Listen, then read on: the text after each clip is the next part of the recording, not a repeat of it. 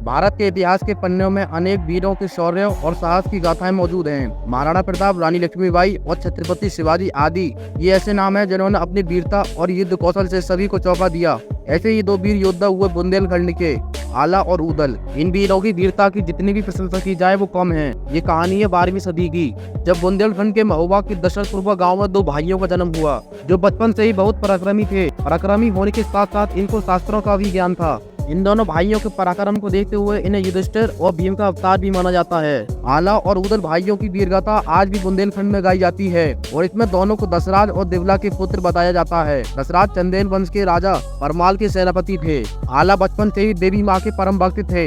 एक बार उनकी भक्ति से प्रसन्न होकर माँ ने उन्हें पराक्रम और अमर होने का वरदान दिया। आला और उदल की गाथा में इन दोनों भाइयों को स्नेह और एकता का जिक्र किया गया है। दोनों के बीच इतना प्यार और स्नेह था कि जब भी एक भाई मुसीबत में पड़ता था तो दूसरा भाई उसके ढाल बनकर खड़ा हो जाता था। बाद में आला भी चंदेल वंश के शासन काल में सेनापति बने। आला का छोटा भाई उदल वीरता के मामले में अपने बड़े भाई से एक कदम आगे था। उस दौर के एक कवि याज्ञनिक की एक कविता आला खंड में इनकी वीरता की सारे किस्से और उनकी लड़ी 52 लड़ाइयों का जिक्र किया गया है। कहा जाता है कि इन्होंने जितनी भी शादियां की सब युद्ध में जीतकर ही की। आला और उदल की आखिरी लड़ाई दिल्ली के शासक पृथ्वीराज चौहान से हुई थी। पृथ्वीराज चौहान भी बहुत निडर योद्धा थे। पृथ्वीराज ने बुंदेलखंड को जीतने के उद्देश्य से 11वीं सदी के बुंदेलखंड के तत्कालीन चंदेल राजा परमाल पर चढ़ाई की थी। उस समय चंदेलों की राजधानी महुआ थी। आला उदल राजा परमाल के मंत्री थे। इतिहास में पता चलता है कि पृथ्वीराज और दो भाई आला उदल के बीच बैरागढ़ में बहुत भयानक युद्ध हुआ। इस युद्ध में आला का भाई उदल मारा गया। आला अपने छोटे भाई उदल की वीरगति की खबर सुनकर आपा खो बैठे और पृथ्वीराज चौहान की सेना पर मौत बनकर टूट पड़े। बताया जाता है कि उस वक्त आला के सामने जो आया मारा गया।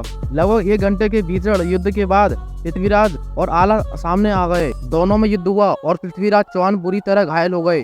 आला ने अपने भाई उदल की मौत का बदला पृथ्वीराज चौहान को पराजित करके लिया। हालांकि माना जाता है कि आला ने अपने गुरु गोरखनाथ के कहने पर पृथ्वीराज चौहान को जीवन दान दे दिया। ये युद्ध आला के जीवन का आखिरी युद्ध था। इसके बाद आला ने अपने जीवन से संन्यास ले लिया और शारदा माँ की भक्ति में लीन हो गए। राजा परमाल के ऊपर पृथ्वीराज चौहान की सेना ने जब हमला किया तो आला ने पृथ्वीराज चौहान से युद्ध करने के लिए बैरागढ़ में ही डेरा डाल दिया था और यही माँ शारदा के मंदिर में जाकर उन्होंने पूजा की।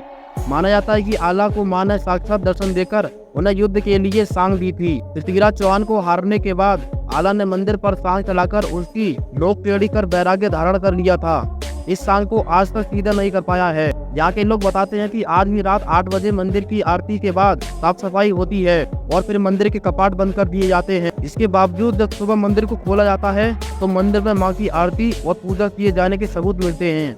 आज भी यही मान्यता है कि माता शारदा के दर्शन हर दिन सबसे पहले आला करते हैं, क्योंकि उन्हें अमर होने का वरदान मिला था। और बुंदेलखंड के लोग आज भी ये मानते हैं कि आला अभी जिंदा है। यहाँ तक कि आज भी महुआ में जो उदल के नाम से उदल चौराहा है, जहाँ पर उदल की घोड़े की संग मूर्ति लगी है, वहाँ से होकर आज भी कोई घोड़े पर होकर नहीं गुजरता है। अगर दूल्हा भी आता है तो घोड़े पर उतर कर ही आता है। सचमुच महान है वो आला उदल और महान है उनकी बुंदेलखंड की वो भूमि।